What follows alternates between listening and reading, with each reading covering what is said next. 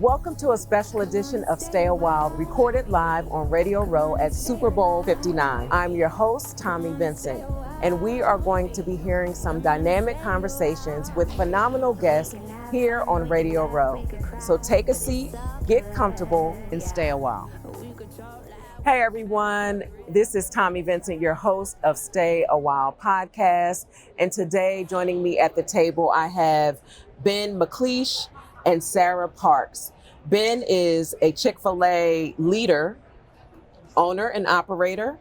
And we are just really grateful to have you here so we can talk about some amazing things that you're doing with Shared Table and other things, as well as Sarah, you represent, you're an advocate for the unhoused. You're the executive director of Grace at the Green Light, serving New Orleans unhoused community. So I want to thank you both for joining me at the table. Well, thanks for having us. It's a pleasure. Yeah, absolutely. So I want us to get right into the conversation because it is a subject matter that I believe sometimes there's a stigma around unhoused and hunger. It's not a topic that you hear talked about regularly, even in the space when people are talking about things that we need solutions for. So, Sarah, let me ask you first, what are some things that we can do to remove the stigma? I just believe that people should realize that hunger hits all sorts of folks. There is a lot of food insecurity in New Orleans. There's a lot of generational poverty here, but hunger doesn't look one certain way. And one of the reasons our organization is open every single day and we allow anybody to come in our doors, even if they're housed, unhoused, it doesn't matter, because everybody deserves a full, healthy breakfast. Everybody deserves to eat every single day. And Ben, I know that Chick-fil-A has a program called Shared Table. Can you tell us what Shared Table is and how it supports this work that Sarah is doing at her organization? Yeah, absolutely. So Chick-fil-A partners with the Shared Table. It's a national program that most Chick-fil-A's across the country participate in, and I do. We've been doing this together for 5 years. There's several other operators in the New Orleans market that do it, and we want to make sure our food is fresh for our guests. But sometimes that food will time out per our specifications, and we say, well, we just throw it in the trash can? No, there's people that could use this. It's still good quality food, and so using food safe procedures, we freeze it. And Sarah and her team come by multiple times a week and they pick up chicken or biscuits or things like that we no longer want to sell in our restaurant, but they're food safe, they're good quality. And then every single morning at Grace of the Green Light, 7 days a week, it's the only place you can get Chick-fil-A on a Sunday. It's at Grace of the Green Light. You might not should say that because you might have people pulling up to Grace of the Green Light. For sure. And so it's a way for us to say we care about our community, right? And we want to make sure people are fed. And we certainly want to make sure that food's not being thrown away in a trash can that could feed someone who is hungry. And so for us, it makes sense to say, hey, who in the city is caring for people that we can partner with, that shares the same heart for us to serve people. And then Grace of the Green Light is a natural fit for us to think about, hey, let's get that food in their hands, where they're going to steward that well and give it to people who have hunger. What are the items from the menu that are part of this program? Yeah, so think about any protein. So any of our fried chicken, our grilled chicken, any of that stuff. Our biscuits. So if we overproduce biscuits in the morning, those biscuits are frozen. They're reheated at Grace of the Green Light. Some of our hash browns sometimes. There might be a time where we overproduce salads. Or we overproduce some of our yogurt parfaits, and so that's anything like that that's still food safe. Obviously, we drop it on the floor. That's going in the trash can. Right. But anything that is food safe, still anything on our menu that can withhold time as a control, we give that to them, and they're able to repurpose it. So, Ben, I know at Chick-fil-A that working with community organizations as well as just as a company, contributing back to community is very important. And as an owner and operator, how do you get your team members on board with that, knowing that this is not just a checking off of the box item, but this is part of the fabric of the DNA of Chick-fil-A. Yeah. I think about our founder, Truett Cathy. This was his heart from the very beginning. Mm-hmm. He was someone who was serving his community, extremely generous. He started our scholarship program with a jar on the table in his first restaurant and sending kids to college.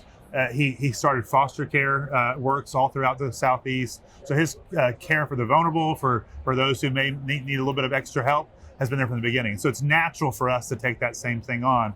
And, as we think about how do we prepare our team well to engage in things like this, we are certainly about selling chicken, but we're also in the people business. Mm-hmm. And we're about helping develop people. So I think about Josh, who's on my team, right? Josh joined we opened my current restaurant about a little over 2 years ago. I don't think Josh was going to make it. Mm-hmm. I was just like, I'm not sure. The more I got to know Josh, I learned his story. And Josh, at the time, was unhoused. He was living at the Covenant House, which is basically across the street from Grace of the Green Light, as a teenager and trying to figure out life. And began to encourage Josh, mentor him, support him. Now Josh has been on our team for over 2 years. Wow. One of our most positively commented on team members is Josh from Guest. He knows their order, knows their name. People feel like family when they come in. Josh is in his early 20s, recently got married. Oh, wow. Josh is coming up in the world. Up, right? Yeah. They were living with her mom and trying to figure it out. So Josh, let's help you get your own place. Mm-hmm. So now Josh has his first apartment with his wife. He sent me pictures of them throwing snowballs at each other last week. And I walked into the break room and he was writing a love letter to her. He's just on point. And I said, Josh, what's your dream, Josh? Where do you want to be? Where do you see yourself 10 years from now? He said, I either want to be a nurse or a firefighter. He just has a heart of service for people, right? Mm-hmm. I said, well, what would it take, Josh, for you to become one of those things? And we began looking at it. And now we're sniffing down this trail of being a firefighter. So he recently passed his civil service exam. And then recently, last week, passed his physical test with firefighters. And now he's on a list to one day hopefully become a firefighter. And so he needs to get an EMT training. So that's what we're working on next. And so when we think about why would a team member get involved? So they've been there. Yeah. They have that journey. They know that story, and their heart of care and compassion is one in which they can have empathy and relate and go, I've been there. I know what it's like. And so to see Josh's heart of service on display, it's inspiring for me. It goes, hey, man. And I think, you asked earlier, what are things that the stigma, right? And I think so often when we think about unhoused people who have hunger, we can often boil it down and say, well, it was a moral choice they made that got them in that situation. And that is so wrong. That is true for some people, certainly, but it's true for all socioeconomic statuses. It's not just the poor, right? And if we think about the materially poor, they have value, they have dignity, they have worth, they have agency, they have all these things. And I think one of the things that we start off with saying, hey, they are human. And I think that matters as we think about how we approach and we see people who might be unhoused. Because when we make a mistake, we think it is a one-off. Mm-hmm. We think, we just made a mistake. And when someone else who may be at a lower socioeconomic status, we think, that's a moral choice. That's the reason in that. And we put that lens on them and we don't put it on ourselves in that moment. So anyhow, I think those are some of those pieces. And I'll add on, even Ben's team doesn't just donate food to us. They come and volunteer with us as well. We are a very volunteer-driven organization and have about 15 volunteers every single day, 365 days a year. And so they come and serve with us. Our goal is to break down the barriers between the housed and the unhoused because we are all one community. So we appreciate that Ben's team gets to come do that as well. Mm-hmm. So now this question is really kind of off track, but Grace at the green light, I'm assuming you're at a green light. Yes. Okay. Tell us about Grace at the Green Light and the services that you offer. Yeah, so we were founded 10 years ago by a businessman in the community who literally was stopping at red lights in between business meetings all day, every day. And he just saw the need. He saw people asking for food, asking for money. And he was like, why doesn't somebody help these people? And he heard a voice in his head that said, I want you to do something about that. So Grace at the Green Light was formed. Green moving forward, we all deserve to give grace to everyone moving forward. So we have a lot of different programs. Our meal program is our main program every day. We serve between 200 and 250 individuals every day. Majority of those are unhoused, but like I said, anybody can come through those doors. We don't have any requirements or barriers, so anybody can come get a full balanced breakfast.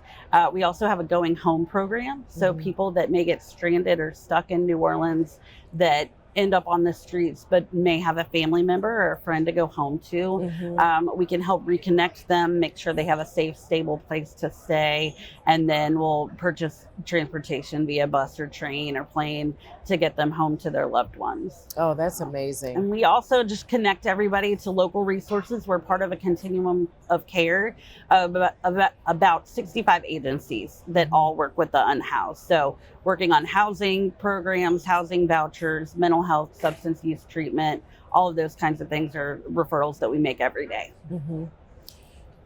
Ben, how do you decide what type of nonprofit organizations that you work with for the shared table? Yeah. So for me, I've lived in New Orleans for over 20 years. Yeah. Sarah and I have actually known each other for 15 years or so through various channels that we've worked in. Before becoming a Chick-fil-A operator, I worked in the nonprofit inner city ministry world. Okay. And so we were running across each other quite often.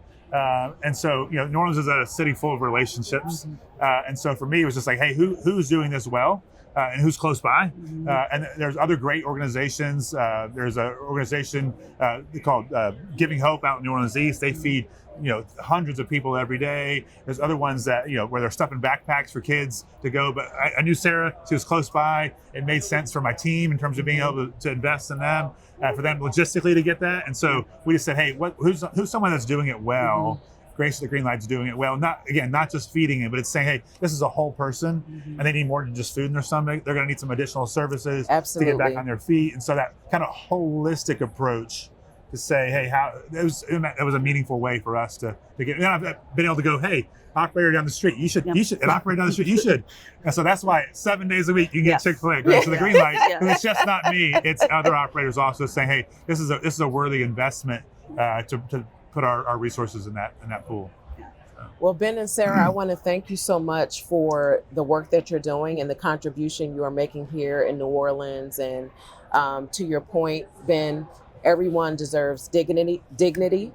And when we are able to look at people and recognize that we're all human beings, and so you start there, just like that's like the basics. Like we are all human beings. I think that we'll get much further as a world community. And so I'm grateful for the work that you're doing. Is there anything else that you believe we should know about the unhoused and really being part of the solution for hunger that you believe is information that people may not be aware of, but that we need? And I'll start with you, Ben. Yeah, I think in general, obviously you have listeners from all over the country, maybe even the world, right? Right. That is happening in your city. When something like a Super Bowl shows up, when the Olympics shows up, when the World Cup shows up, often cities kind of push that out of the way. Yes, so they you do. can't see that, right? But it's a reality in New Orleans every day, right? If you would come here during a normal time that's not like this, you would see unhoused people everywhere. Not everywhere, but in many concentrated places. And so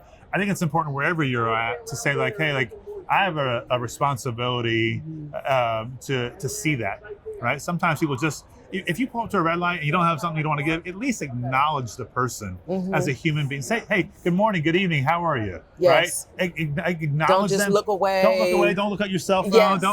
Acknowledge them. Hey, maybe you might even go to Costco and go get a pack of peanut butter crackers.